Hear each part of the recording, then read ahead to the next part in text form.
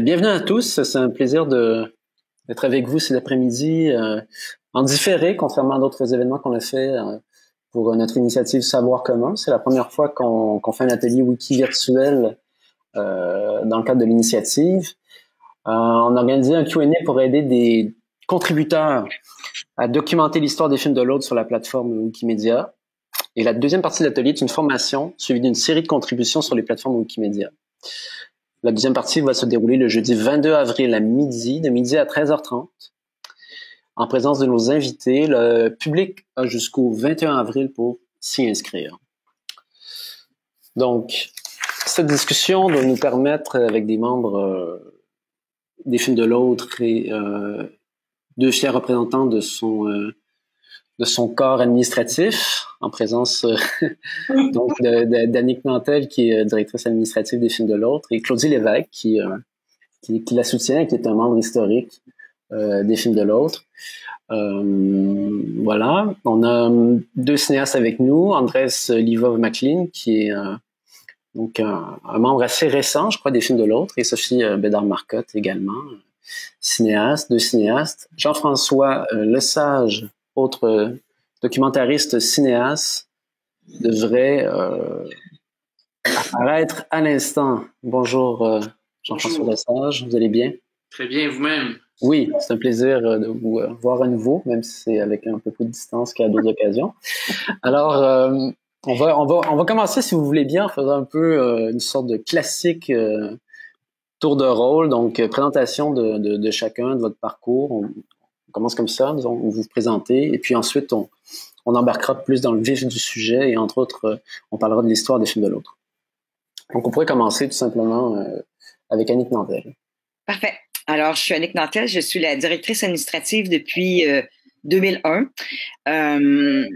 Les films de l'autre est essentiellement un centre d'artistes qui accueille des cinéastes qui s'autoproduisent. Donc, la particularité de notre centre d'artistes, c'est d'offrir un soutien dans leur rôle de producteur essentiellement, qui leur permet on les soutient pour déposer des projets à la SODEC, produire des films avec des crédits d'impôt, par exemple. Enfin, surtout au niveau de la gestion administrative, pas au niveau de leur du créatif ou de l'artistique, je vous dirais. L'équipe des films de l'autre est tout petite. Il y a 2 autres employés, un producteur conseil, un adjoint en production. Et on a environ une 50aine de membres qui sont des membres actifs ou des artistes en résidence. Et je vous dirais que bon an, mal an, on produit environ de 5 à 8 projets par année. En gros, c'est ça. Je vais m'arrêter là.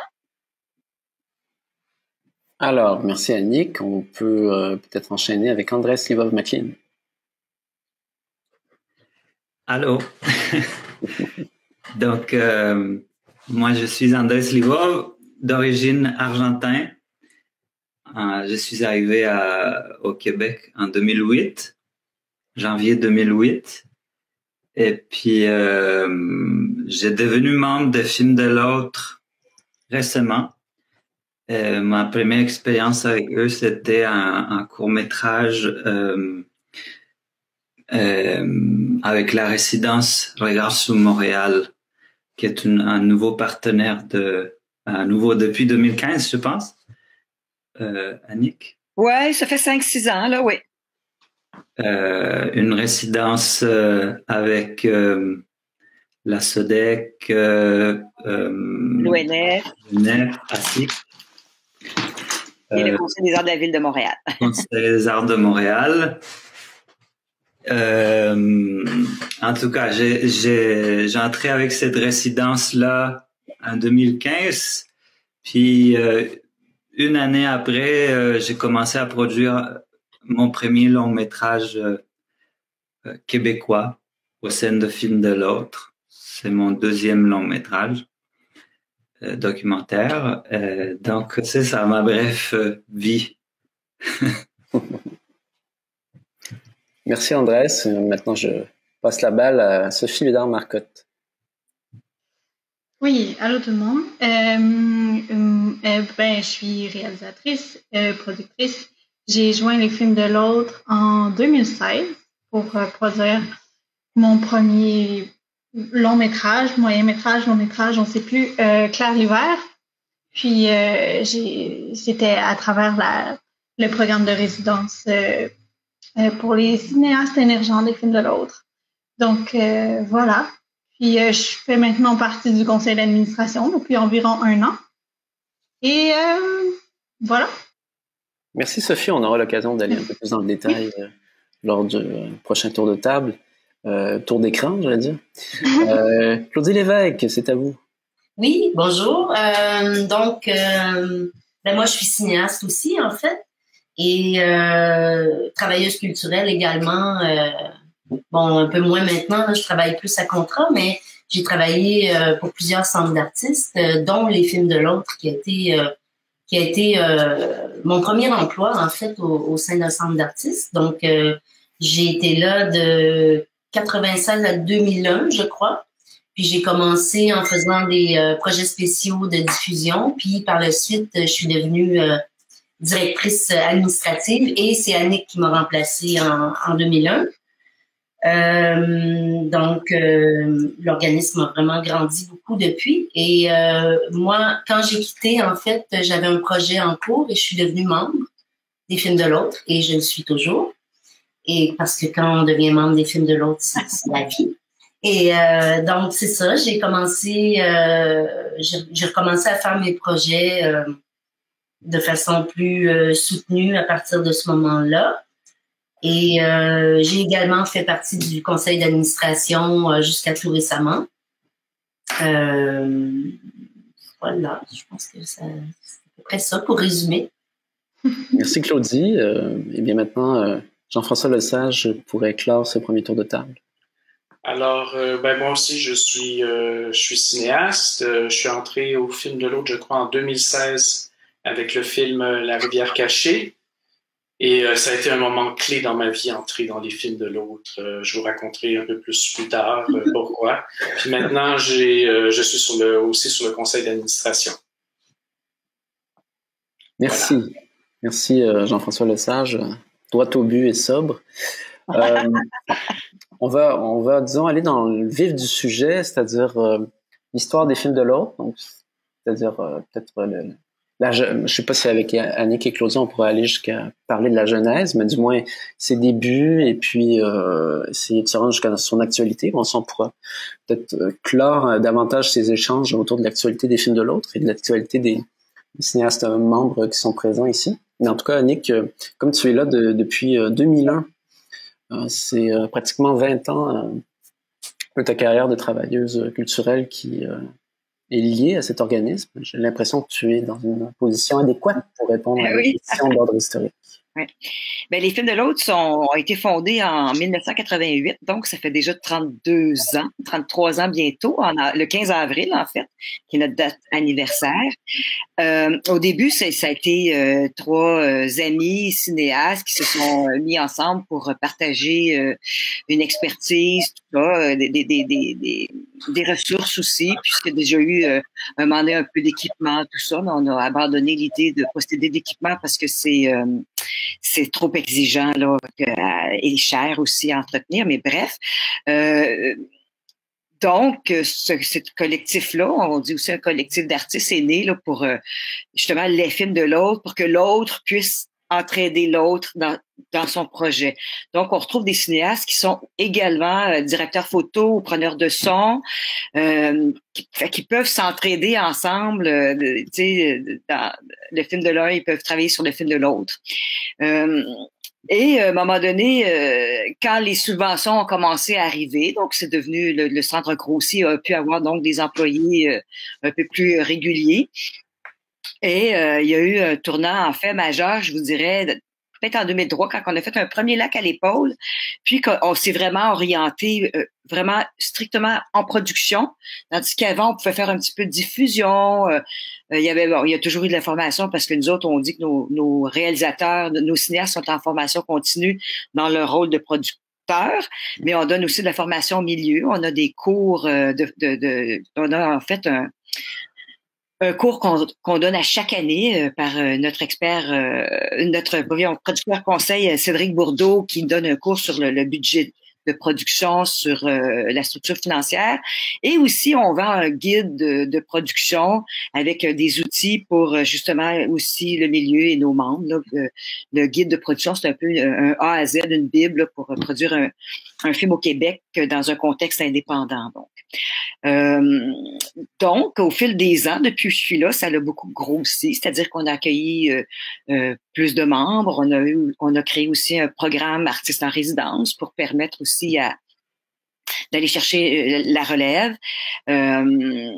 Puis, on a produit depuis le début une centaine de films déjà, dont une douzaine de longs métrages de fiction, qui est quand même considéré comme un des films les plus compliqués, particulièrement quand on s'autoproduit. Donc, et tout roule bien. En fait, c'est une formule qui va bien.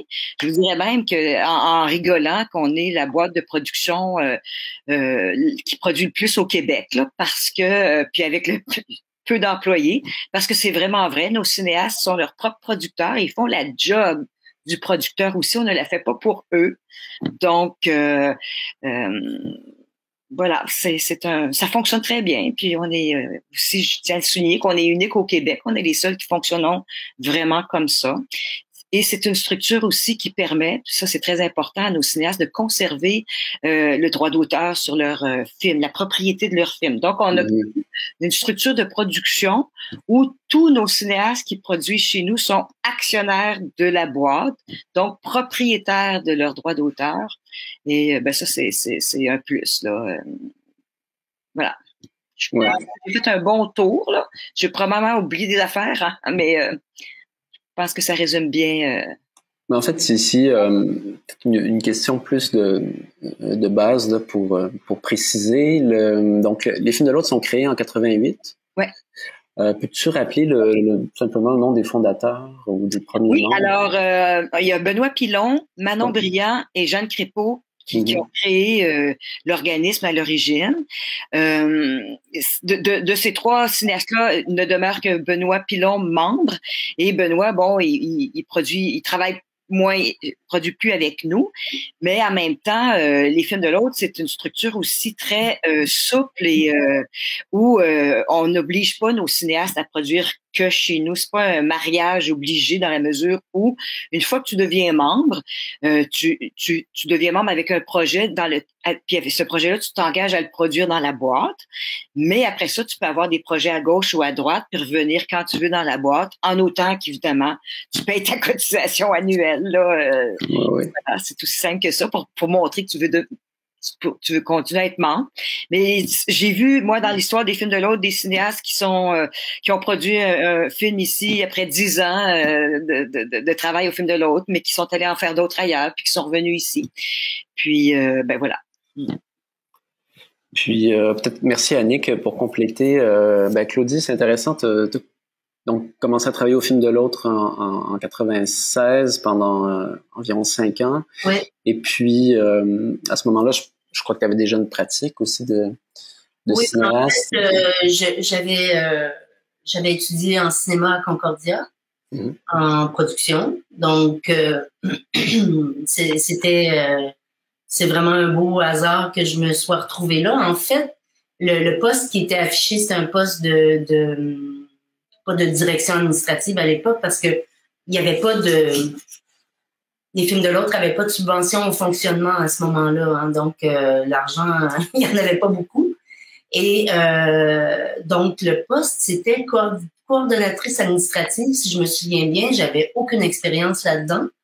J'ai quand même été appelée en entrevue et finalement on a engagé quelqu'un d'autre pour la coordination administrative, mais on m'a engagé quand même en disant tu pourrais développer autre chose comme des projets spéciaux de diffusion. Et c'est ce qui est arrivé, en fait, comme à peu près tous les organismes qui débutent, on est subventionné par projet. Donc là, j'allais chercher des subventions pour diffuser les films, faire des petites programmations. On en a fait plusieurs, en France notamment. Et suite à ça, c'est ça nous a permis d'aller chercher les sous au fonctionnement avec l'autre personne qui avait été embauchée en même temps que moi. Je me souviens plus à quel moment on a eu l'argent en fonctionnement, mais ça a pris quelques années là, quand même.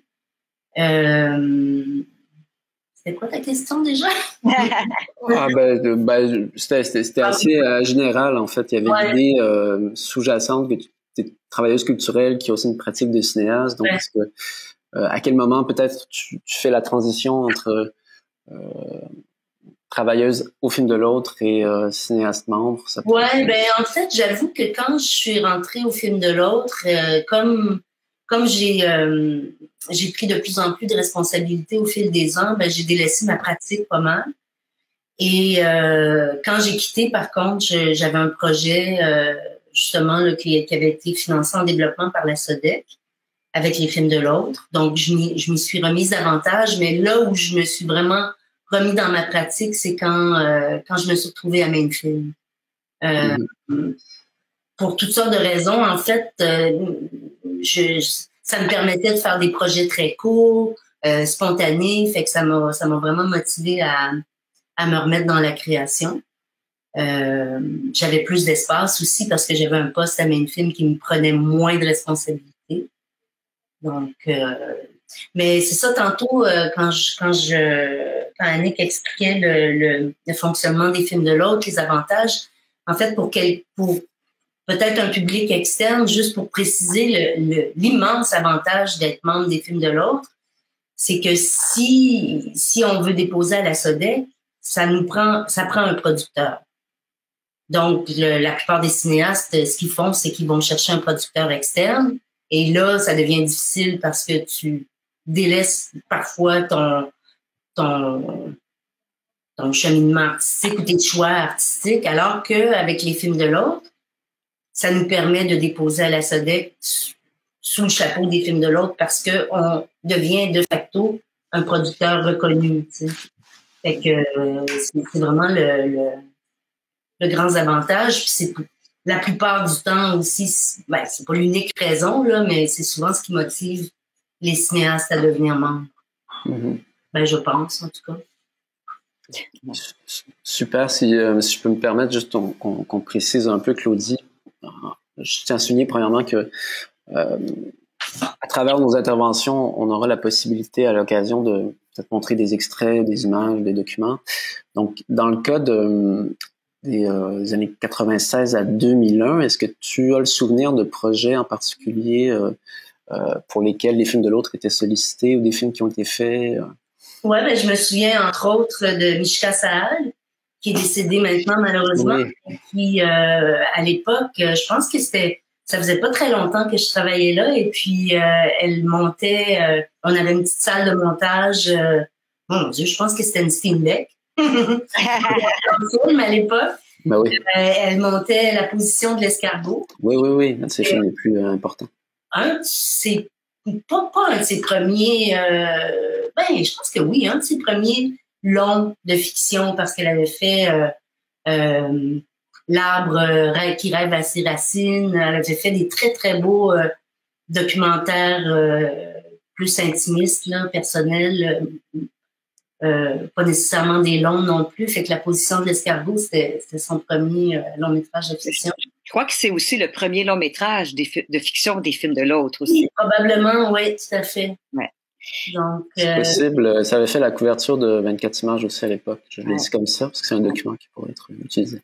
Et elle montait avec Natacha Dufault, si je me souviens bien. Donc ça, puis j'ai un très beau souvenir de une autre personne qui est décédée, de Lisanne Thibodeau. Oui. Qui était débarquée au bureau. Alors, je la connaissais pas du tout. Avec sa poussette, avec son fils dans sa poussette, en se présentant, super dynamique, animé. Je fais des films, j'aimerais ça être. Qu'est-ce que vous faites, comment ça marche. Puis je me souviens qu'elle était repartie en coup de vent, puis je m'étais dit waouh, quelle belle femme.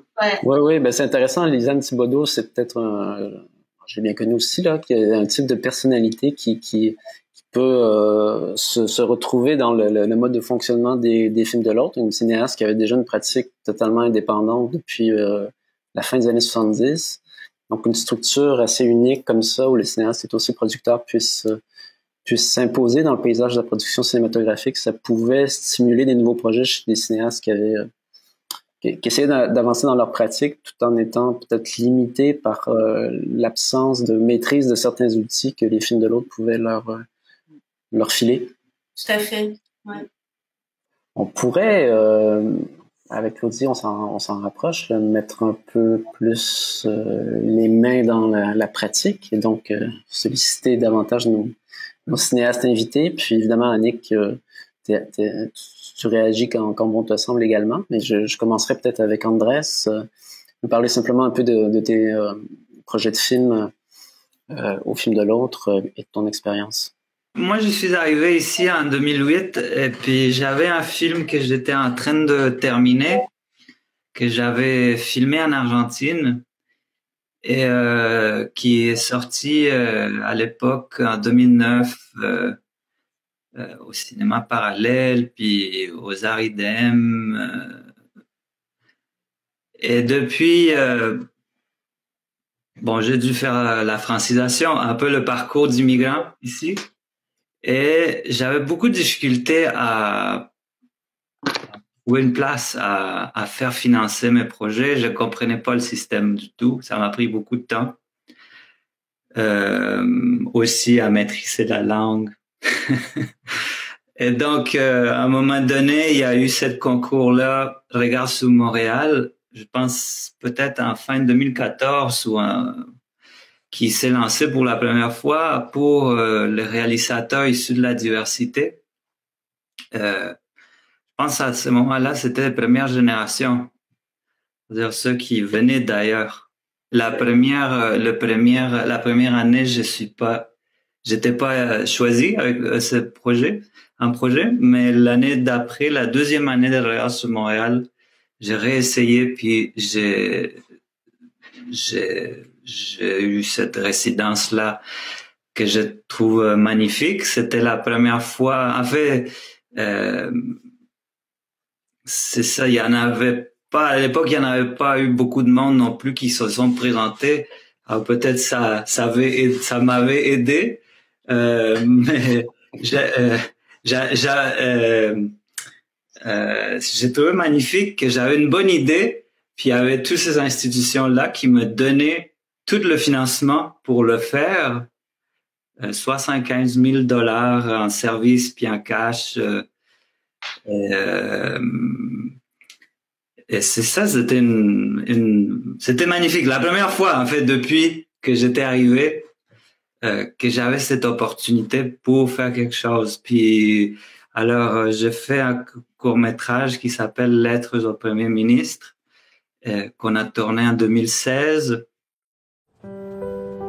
Parce qu'un quartier ne peut être qu'un dédale de rue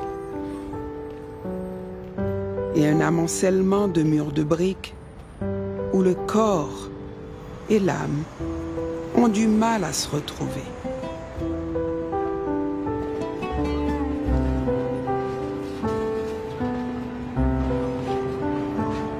Parce que le quartier que je suis ne fait usage ni de corps, ni de clairons pour chanter ses splendeurs. Parce que j'accueille des êtres uniques qui devinent, comprennent que le trajet de l'un à l'autre n'est pas infranchissable,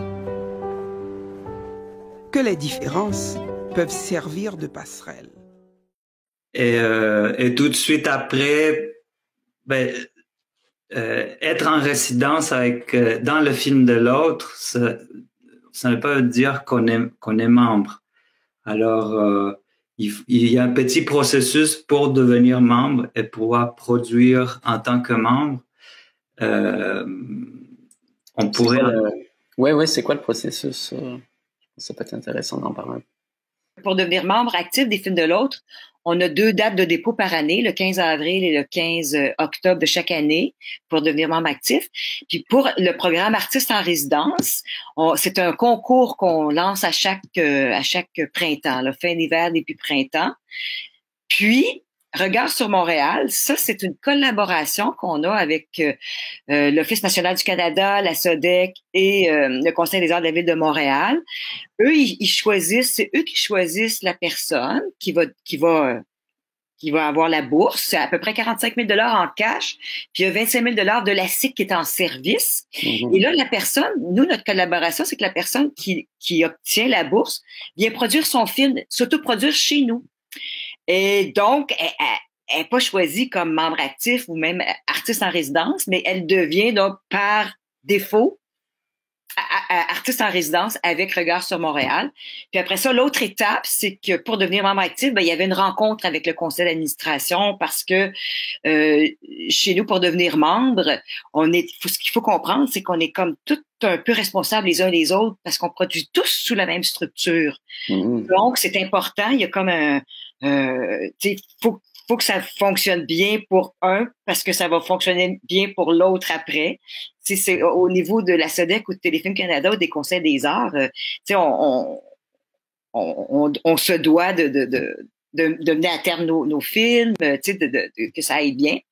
Donc, c'est ça. Fait que pour devenir membre, il faut rencontrer le conseil d'administration. Fait que c'était l'étape qu'on imposait, si vous voulez, à quelqu'un qui arrivait chez nous via Regard sur Montréal. Ouais, donc, mais il y a un petit processus dans le sens où pour devenir membre, il faut avoir un projet et après on le présente au CA, puis on devient membre de Film de l'Autre avec un projet. Et puis, c'est ça, j'avais une idée de film sur la francisation. Et d'ailleurs, moi aussi, ça m'a changé ma pratique, puis un peu tout, être membre de Film de l'Autre, parce que j'ai compris pour la première fois comment le système marchait. Ouais. J'ai appris à faire de budget, j'ai appris à toutes sortes de choses que je faisais un peu de façon amateur. Mais là, ça a devenu un système. Il y avait l'appui des employés comme Annick et Cédric Bourdeau, producteur conseil. Mais c'est dans un atelier de Film de l'Autre sur comment faire de budget Excel que j'ai rencontré Jean-François d'ailleurs. Je pense qu'il venait d'entrer aussi au Film de l'Autre. Et donc, j'avais fait une petite recherche. J'avais pas vu son film Un amour d'été, mais j'avais pu voir sur YouTube sa bande-annonce et j'ai trouvé très très belle sa façon son regard. Et alors, je pense peu après l'atelier ou pendant l'atelier, je me rappelle plus, je lui ai proposé de faire la direction photo de ce projet long métrage que j'avais, que j'allais commencer à développer comme membre de Film de l'Autre, ce projet est devenu La langue est donc une histoire d'amour, qui est un documentaire, mon dernier film. Donc. Ouais.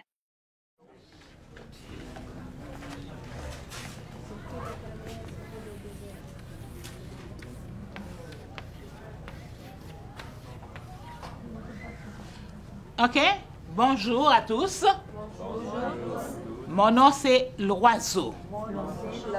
OK? Je m'appelle Loiseau, mais je marche, je ne vole pas.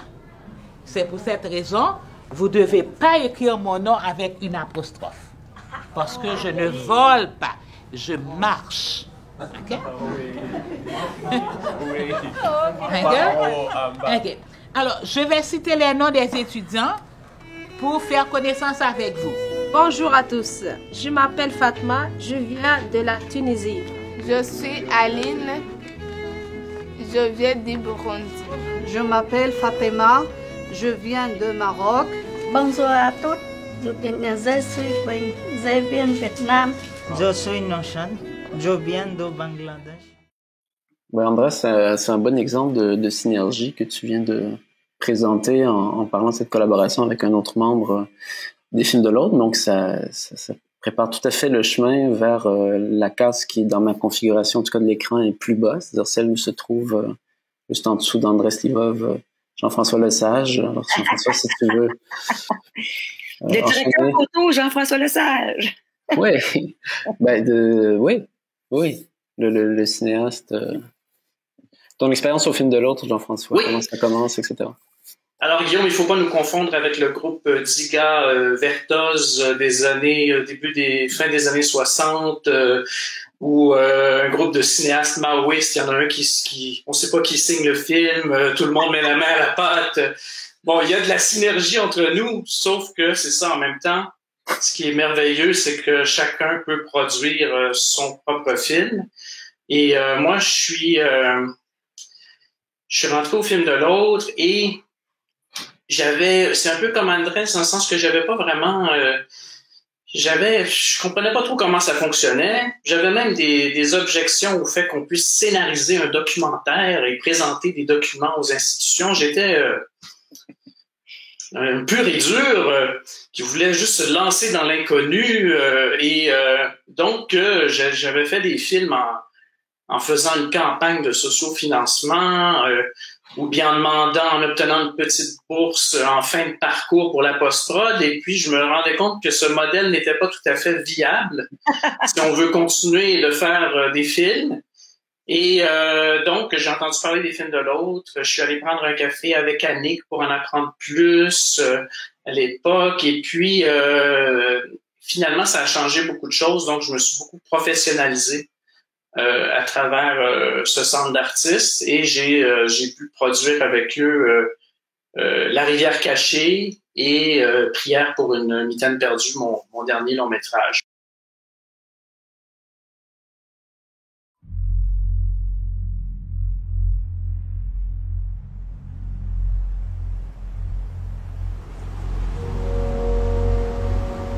Je regarde souvent la lune, là, puis elle a l'air de s'en foutre un petit peu de nous autres.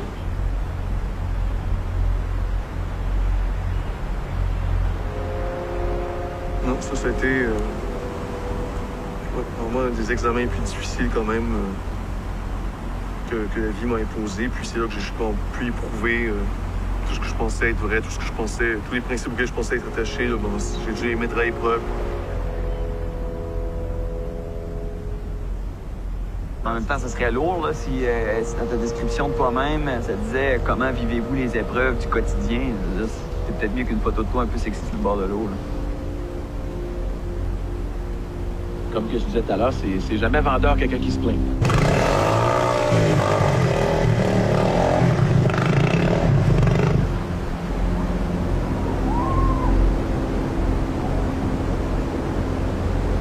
Toi, comment tu vois ça, cette situation-là?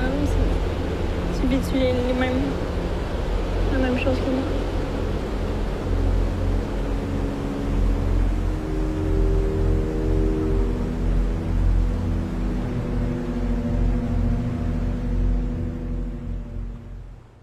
Mais ça m'a pris vraiment, moi, ça fait 10 ans que je fais du cinéma à temps plein. Puis ça m'a pris tellement de temps avant d'arriver au film de l'autre. Je veux dire, c'est étonnant à quel point on peut faire des films et puis pas trop comprendre comment tout cela fonctionne. Même récemment, j'ai découvert que c'est grâce à des bourses en développement que les gens réussissent à vivre leur vie comme documentaristes. Alors, donc il y a toujours des choses à apprendre et il y a cette possibilité aussi de travailler avec les autres aussi, d'échanger de l'information. Et il y a un cadre avec Annick, Cédric, Emmanuel, il y a un cadre qui fait que aussi on va avoir un rapport avec les institutions qui va être très professionnel et puis qui va on va rendre nos rapports à temps et puis on est tous un peu responsables aussi du centre d'artistes. Donc, si quelqu'un décide de juste pas faire les choses comme il faut, ben, ça nuit à tout le groupe. Mmh. Voilà. Si je peux me permettre de renchérir ce que Jean-François a dit, ce qu'il faut comprendre, c'est que le cinéma, c'est d'abord et avant tout une industrie. Donc, c'est des crédits d'impôt, c'est des compagnies à but lucratif. C'est assez complexe à gérer quand même un long métrage. Et plus, un long métrage, un film, et plus justement il y a du budget, plus c'est complexe. Les crédits d'impôt, ça exige que la comptabilité soit faite de telle et telle manière parce qu'on doit faire des missions d'examen ou des audits à la fin par un expert comptable. Donc, c'est là où notre soutien prend tout son sens parce que c'est un métier en soi, être producteur. Mais nous, on prend des cinéastes. Ça, ils maîtrisent bien le rôle de cinéaste. C'est vraiment le rôle de producteur pour lesquels on les soutient. Et aussi, c'est facile, comment dire, de se tromper, de gaffer, de perdre des sous. Là, on est là vraiment pour les sécuriser, pour que si des crédits d'impôt, on te calcule 30 000, c'est sûr que c'est 30 000 que tu vas te faire rembourser à la fin. On s'est pas trompé. On fait pas ce genre d'erreur-là. C'est assez réconfortant. Puis l'autre chose aussi qui est très importante pour nos cinéastes, c'est que ils font vraiment la job. Donc, ils ont, en plus de leur cachet scénariste, de leur cachet réalisateur, ils ont également leur cachet producteur. Il n'y a personne d'autre qui prend ça au film de l'autre. Par contre, nous, on prend un petit frais d'administration dans leurs frais d'administration, mais le 3/4 des frais d'administration qu'un producteur peut obtenir, là, c'est eux qui le prennent. Donc, c'est au niveau financier, c'est très intéressant de s'autoproduire. Ils travaillent fort, mais ils ont aussi l'argent des cachets qui vont avec. Et aussi, comme ils sont leurs propres producteurs, ils décident, ils choisissent. Alors, s'ils choisissent qu'ils sont le preneur de son de leur film ou le monteur de leur film, il n'y a personne qui va leur dire non. Donc, c'est vraiment intéressant quand tu peux apporter plusieurs chapeaux sur ton film, surtout quand tu as peu de revenus, parce que bon, des fois, il y a des cinéastes chez nous qui vont faire un film juste avec 1 ou 2 bourses, donc avec un tout petit budget, mais ils peuvent décider qu'ils le montent tout seuls, puis au lieu de donner, je sais pas moi, 2-3 000 piastres à un monteur, ben, le cachet va à eux, tu sais. Donc, au niveau économique, c'est très avantageux aussi de produire de cette façon-là. C'est ce que je voulais rajouter. Oui, c'est très bien, c'est assez éclairant sur votre rôle, mais aussi, là, tu mentionnais beaucoup la gestion au sens pratiquement comptable, puis aussi politique, dans la mesure où il y a les demandes de subventions, évidemment, à la SODEC, au Conseil des arts, etc. Mais est-ce que, en termes de gestion de plateau, par exemple, ou de ressources humaines sur un tournage, vous intervenez également, vous donnez des conseils? Okay. Non, c'est-à-dire que nous, on les aide à aller chercher de l'argent. Une fois qu'ils ont de l'argent, ils engagent le personnel adéquat pour soit un producteur délégué, un directeur de production, un coordonnateur, mais là, ils ont des sous pour pouvoir être aidés durant surtout la partie de tournage. On n'intervient jamais à ce moment-là. Mais sauf que c'est ça, où on intervient, c'est vraiment... tu sais, comme quand tu as des sous de la SODEC, là, il faut que tu fasses 5 rapports de coûts pour aller chercher les 5 tranches de ton argent. Donc, à ce niveau-là, il y a beaucoup de gestion et c'est complexe. Puis dès qu'un de nos cinéastes a une question et qu'on n'a pas réponse, ben on va chercher la réponse puis pour mieux leur expliquer parce qu'ils sont tous à différents niveaux aussi au niveau de la gestion. Alors, on les prend tous là où ils sont, puis on les amène. Je pense que de film en film, ils apprennent. C'est normal, ouais. Super. Il n'y a pas de meilleure école que de faire un film. Ouais. Je passerai le flambeau à Sophie Bédard-Marcotte, si tu veux bien nous parler un peu de ton expérience avec les films de l'autre. Oui, là, il y a plein de choses qui sont ressorties déjà, puis là, on dirait que j'aurais plein de choses à dire, puis là, je vais toutes les oublier, évidemment, mais en tout cas, moi, j'ai joint les films de l'autre, comme je disais tantôt, avec le programme Cinéaste en résidence. Puis, j'avais fait un tout premier film vraiment à l'extérieur du système. Je pensais pas, tu sais, que je voulais vraiment être indépendante. Je voulais pas, j'osais même pas. J'avais même pas pensé à approcher un distributeur. Tu sais, j'étais vraiment là dans un mode solo. Tu sais. Puis j'ai réalisé que bon, c'est beau être indépendant, mais il faut aussi exister dans une certaine communauté là. Tu sais. Ça aide, puis ça motive aussi. Puis je me souviens vraiment bien là de la rencontre avec le CA des films de l'autre, tu sais, quand j'avais été présentée Claire l'hiver, puis tout ça, puis c'était comme les premiers, tu sais, qui avaient accepté ce projet-là, tu sais, parce que j'avais pas encore fait de demande de subvention, mais Ouais, c'est ça. Donc, tu sais, il y a un aspect aussi, il y a une richesse moins au niveau financier, mais juste au niveau de la communauté, de te faire accepter aussi, de faire partie de quelque chose qui était super important, qui a été super important pour moi. Puis là, puis j'arrête pas d'apprendre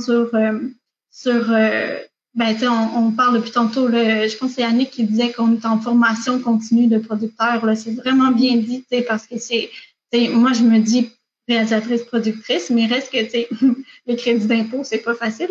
Mais en tout cas, fait, tu sais, c'est vraiment comme c'est vraiment une ressource, ben, unique puis vraiment précieuse quand tu veux faire tes films.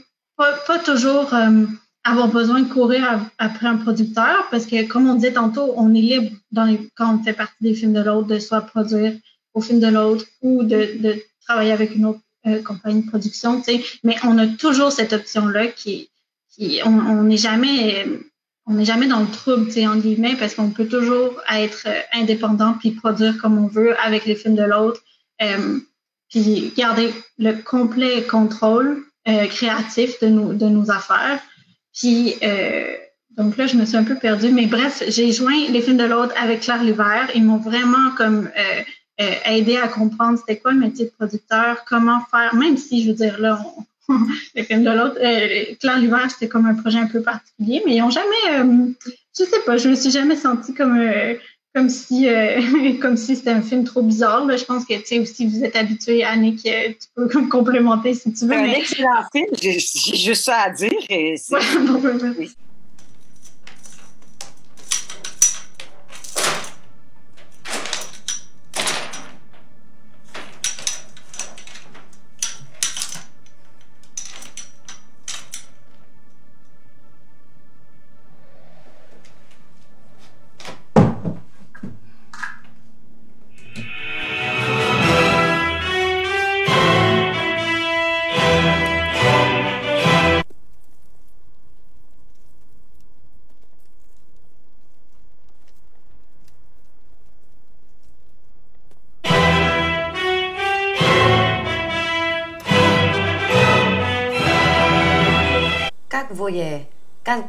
Как во еда нас прием? Как во еда нас прием? Снег пада. Снег пада. Снег пада.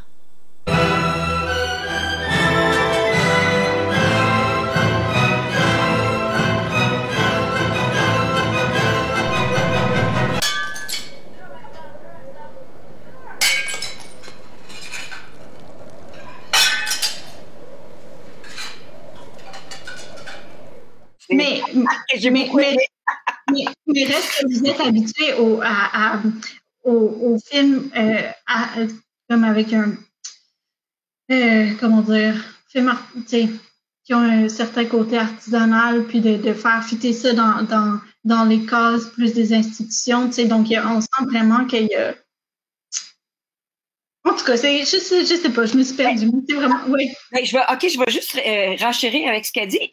Au fil de l'autre, on fait du court, du long, du moyen métrage, expérimental, animation, fiction, documentaire, essai. Donc, il y en a de tout. Puis là, regarde juste les films de Céline Barry. Tu vas voir, Sophie, que bon, il y a une couple d'extraterrestres, là, c'est correct. C'est ça que je veux dire.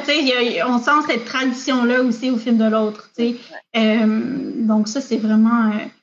C'est vraiment riche. Puis c'est ça qui m'a donné envie aussi de m'impliquer dans le conseil d'administration. Puis, tu sais, même si, par exemple, le film que j'ai fait après, qui est LA Tea Time, était produit était comme financé par un programme qui s'appelle Talent en vue. Donc, j'ai pas pu malheureusement produire celui-là au sein des films de l'autre, mais tu sais, un prochain sera clairement fait avec cette compagnie, avec les films de l'autre.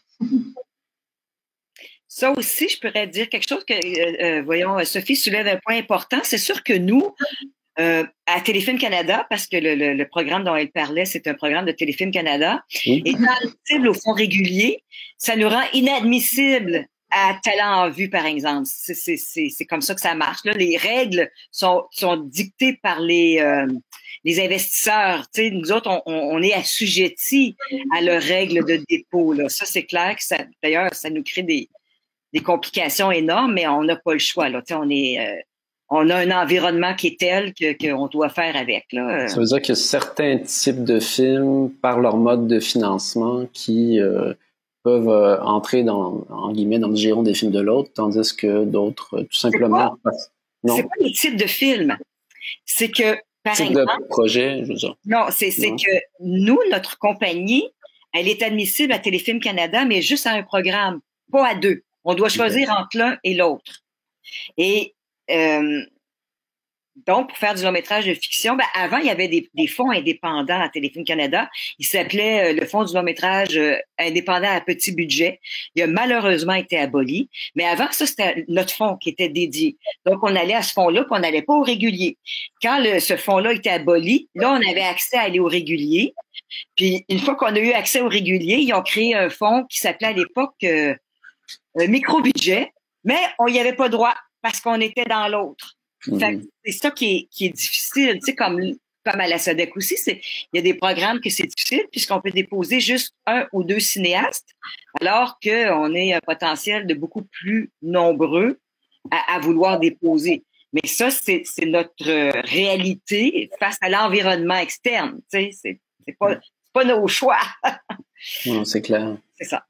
Mais, peut-être si je peux rebondir sur le type de projet, là, tu semblais soulever une question, Guillaume, par rapport à ça. En fait, quand on devient membre des Films de l'autre, on est entièrement libre. Une fois qu'on est accepté une première fois avec un projet, après ça, il n'y a pas de contrôle éditorial de la part des Films de l'autre. On fait vraiment ce qu'on veut. Puis aussi, tu sais, je parlais de la SODEC tantôt comme avantage à être au Film de l'autre pour pouvoir déposer, mais ça ne nous empêche pas de faire des projets sans la SODEC.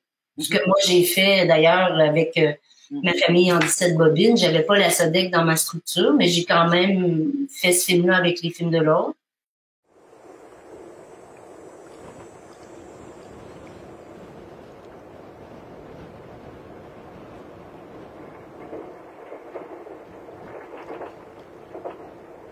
Est-ce que tu crois qu'il existe quelque chose après la mort?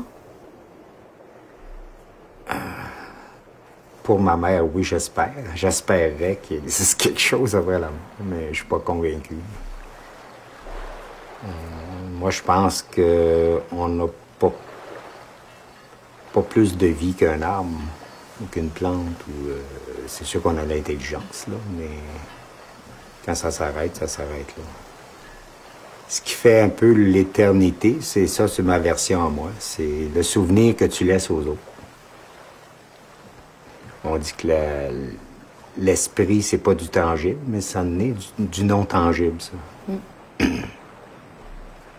Et puis, ce que tu laisses, à ce moment-là, ça donne un bon principe de vie si tu essaies de laisser des bons souvenirs, parce que si tu laisses des mauvais souvenirs, ça peut être ça, ton karma, ton purgatoire, si tu veux.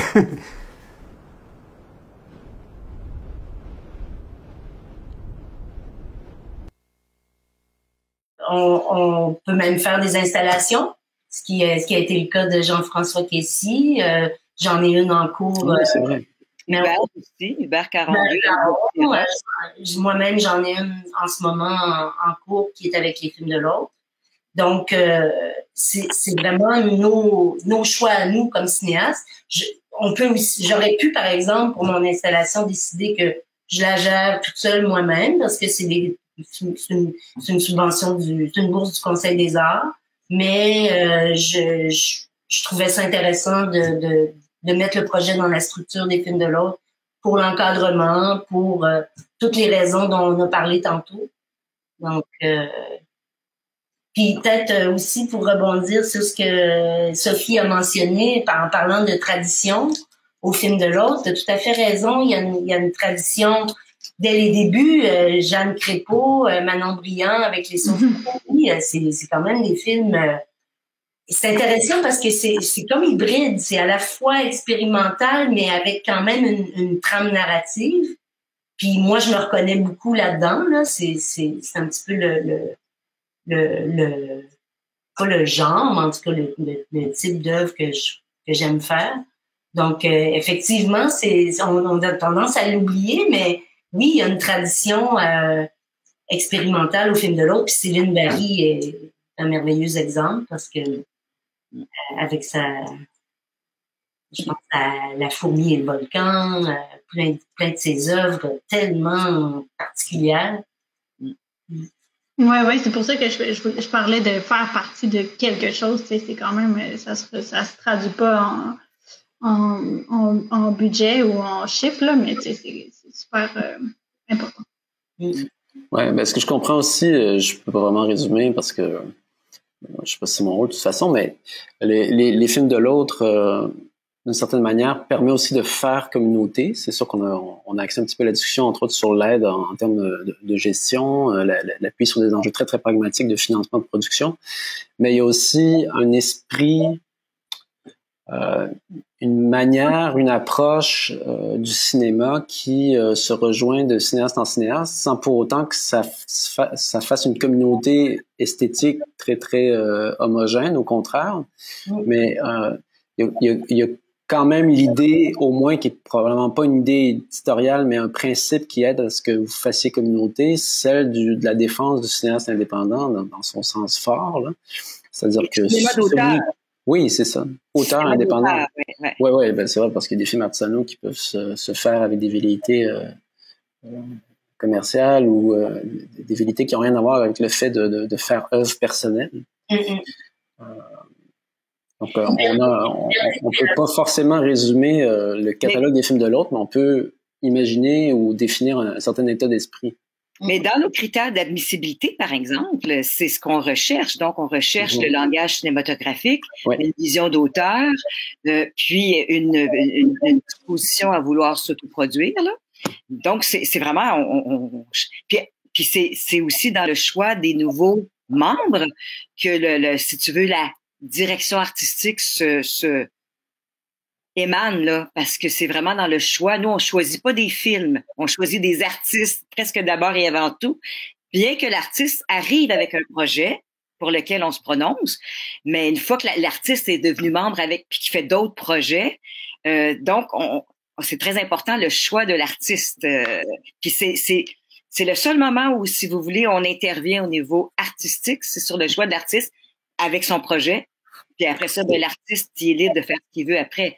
Puis c'est vraiment, s'il décide de faire un projet, enfin, il peut faire le projet qu'il veut, mais ce que je veux dire, c'est que c'est pour le financer ou pas, c'est plus notre rôle. C'est des jurys de pairs au Conseil des arts et des lettres du Québec ou du Canada ou à la SODEC ou à Téléfilm qui vont décider si oui ou non ce scénario-là, ils l'apprécient puis ils le financent. Nous, on n'intervient pas là-dessus. Donc, s'il y a des cinéastes qui veulent s'enligner vers un langage qui est plus accessible pour que Téléfilm Canada, ça se peut, ça, mais c'est ses choix. Ça finit le choix du cinéaste. Ouais.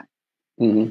Si je peux me permettre de rebondir sur ce dont tu viens de parler, bon, il y a une présentation qui est faite devant un comité. Andrés nous en a donné un avant-goût. Je ne sais pas si on pourrait faire un peu une mise en situation avec Sophie, Claudie, Jean-François sur la manière dont ça se passe présenter un film devant un comité au film de l'autre.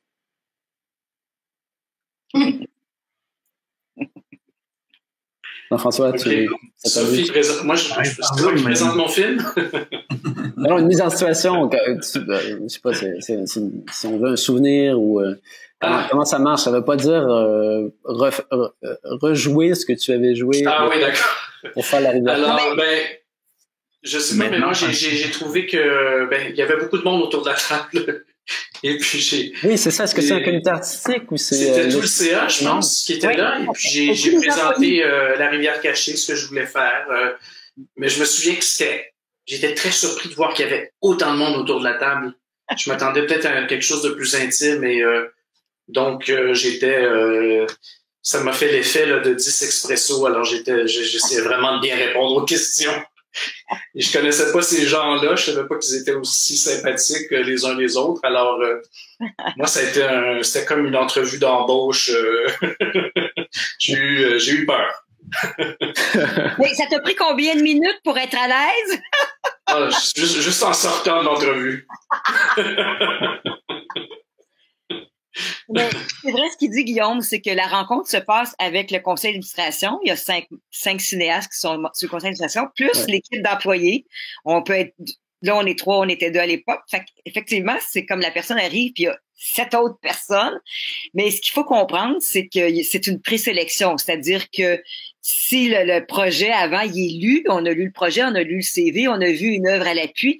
Donc, quand le cinéaste rencontre le CA, c'est parce qu'il y a vraiment un intérêt. Très favorable, si tu veux. C'est comme la rencontre avec le CA, c'est une deuxième étape. La première étape étant l'intérêt du projet, du parcours du cinéaste. Donc, quand le cinéaste arrive devant le CA, il y a comme déjà un intérêt réel là, sur sa candidature. Ah oui, puis Sophie et Jean-François, vous êtes tous les deux sur le CA en ce moment, si je comprends bien. Donc, vous avez probablement eu les deux. Andrés aussi. Ah ouais, il n'y a pas dit des représentants administratifs, tous et toutes. Je suis en CA. Donc, ouais, vous avez eu les deux chaises, en fait. Celle du présentateur de projet, puis comment ça fonctionne quand vous êtes sur le comité? Sur le CA, en fait. Ouais, sur le CA. Le CA ouais, ben c'est ça. Ben, mais là, moi, je me demande si j'en ai fait, moi, à date, dans ma petite année sur le conseil d'administration. On a fait cinéaste en résidence, mais je suis pas certaine quoi. C'est parce que effectivement, non, t'as pas eu la chance d'en rencontrer parce que bon, on n'a pas retenu à ce moment-là, ouais. C'est ça. Mais moi, je me souviens, je peux peut-être parler de mon expérience qui est assez similaire à celle de Jean-François, là, de présentation de Claire Liver devant le conseil d'administration. Mais tu sais, il y avait quand même, je me souviens qu'il y avait Pascal Sanchez, il y avait Nathalie Saint-Pierre, Jean-François, je sais pas si c'était là, mais peut-être. En tout cas, mais c'est vrai que c'était, non, pas encore. Ok. C'est pas mal, je pense. Puis là, je comprenais pas la différence entre le poste de Annick puis celui de Cédric. Tu sais, c'est ça, j'étais... mais oui, c'était impressionnant. Puis c'était challengeant aussi, des bonnes questions, là. Je me souviens. Mais ouais, non, désolée, je peux pas répondre à l'autre question parce que je l'ai pas encore fait. Moi, je me rappelle que j'ai dit toute croche dans la rencontre. Et que j'avais entré avec l'idée de dire que je voulais plus faire du cinéma et Quoi? C'est audacieux. Et j'étais pas certain du tout si du chemin à suivre, puis j'ai sorti en étant membre de Film de l'autre. C'est comme un conte de fées. Ouais. Mais c'est sûr que... Excuse, vas-y Claudie. Vas-y. On t'a donné la réponse on the spot tout de suite, Andrés? Oui. Wow. Mais je sais pas peut-être il y avait pas d'autres candidats, c'est ça. Non, parce que normalement, on donne la réponse le lendemain ou le surlendemain, ou en tout cas, on laisse un petit délai. C'était le moins pire parce qu'il n'y en avait pas d'autres. Peut-être, je sais pas là. Non, mais je me rappelle pas, évidemment, je peux pas me rappeler, mais oui, des fois, on donne la réponse le lendemain. Mais c'est pas grave s'il n'y en avait pas d'autres, Andrés, parce que c'est pas un concours. C'est déjà arrivé qu'on choisisse 3 nouveaux membres à la même date de dépôt ou qu'on n'en choisisse aucun. C'est pas un concours, c'est pas du comparatif non plus. On accepte ou on refuse une candidature selon certains critères qui appartiennent au CA. Puis le CA, faut se rappeler que c'est un jury de pairs. Le CA des films de l'autre est composé strictement de cinéastes. Moi, j'ai pas un mot à dire sur les nouveaux membres, mais c'est sûr que on y participe parce que on est tout le temps, les employés sont toujours impliqués à chaque réunion de conseil d'administration, c'est comme ça chez nous. Ouais, c'est vraiment convivial, on participe à tout là. Oui, c'est sûr que on voit le candidat et des fois on voit un certain potentiel. Sûrement ils ont vu un potentiel, ils ont vu ce que j'avais fait. Nous on voit ce que les candidats font. Puis après, c'est aussi croire à cet artiste. Ouais, au potentiel. Ben moi, j'aime bien comparer un peu cette évaluation-là, si on veut, là, entre guillemets, de quand on accueille un nouveau membre. on évalue le dossier un peu comme on fait dans les jurys de Conseil des arts, c'est-à-dire que c'est vraiment sur la base du projet, le parcours de l'artiste, puis ce qu'on ajoute aussi, c'est la volonté de s'autoproduire. Ça, c'est l'autre élément qui diffère un peu, là. Mais c'est important de souligner que c'est vraiment sur la base de... Tu sais, c'est sûr que c'est la personne, oui, mais c'est vraiment sur la base du projet au départ, en tout cas, quand on accueille un membre, justement pour éviter un certain favoritisme, là. Sinon, on demanderait aussi complet avec un projet à réaliser. Puis de toute façon, c'est le but aussi de n'importe quel cinéaste qui devient membre, qui veut devenir membre des films de l'autre, c'est parce qu'il y a un film à faire, à produire. Ben, écoutez, merci Claudie. Mine de rien, le temps file. On a peut-être un petit 10 minutes. Ça fait bientôt 1 heure qu'on parle ensemble pour faire un tour de table, parler de l'actualité des films de l'autre, de l'actualité des cinéastes présents ici qui sont membres des films de l'autre dans cette situation que l'on connaît maintenant, qui sont les projets qui s'en viennent ou ce sur quoi vous travaillez. On a un site web, vous pouvez aller consulter notre site parce que mais c'est bien parce qu'il y a tous nos cinéastes qui sont répertoriés et toutes nos productions, fait que ça permet de bien voir notre filmographie, notre historique. Je pense que un des défis de l'organisation depuis le début, puis à différents niveaux selon les années, c'est de faire reconnaître son statut particulier. Tu sais.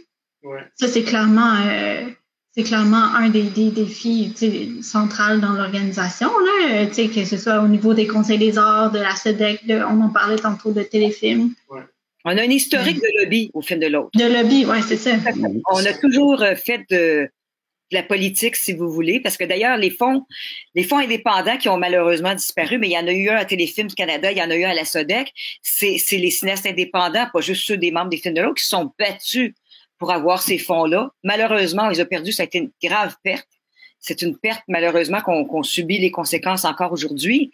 Mais on se bat toujours pour faire reconnaître le statut du cinéaste producteur. On a fait un combat aussi à un moment donné parce que le CAC refusait maintenant qu'on fasse des projets avec la SODEC.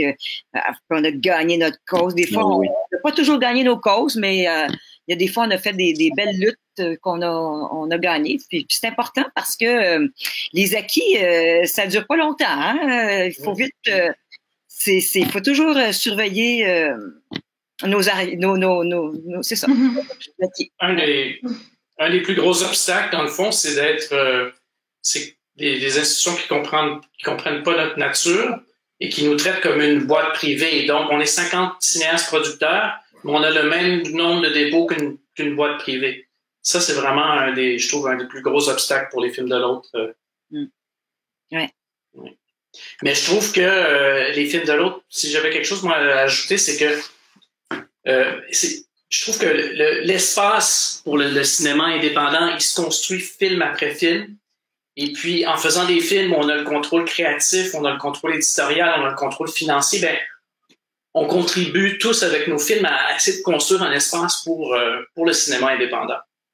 Et ça, je trouve ça très, très important. Puis je trouve que c'est fragile des films, surtout quand ils sont pas encore faits. C'est comme des petits embryons. Et si tout le monde te dit quoi faire, comment le faire, c'est ça, je trouve que ça prend une liberté que les films de l'autre nous offrent. Et je conseille beaucoup de gens à la scénarisation de leurs documentaires, puis je le vois à quel point s'ils commencent à se faire dire par leurs producteurs, c'est comme ça qu'on fait un film, c'est comme ça que ça commence un film, c'est comme ça que ça finit, c'est ça que tu mets au milieu.